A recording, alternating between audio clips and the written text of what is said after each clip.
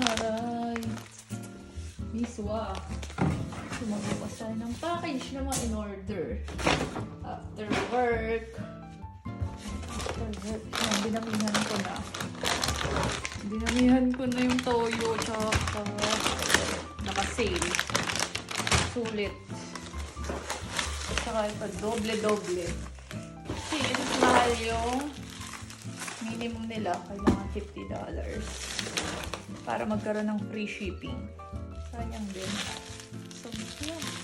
Grab na natin. Yaw. Minsan merong eco bag. Dati $5 lang to. Ngayon nasa 15 na. Dati nga 25, buti na lang bumaba na yung presyo kahit pa paano. Mahal pa rin.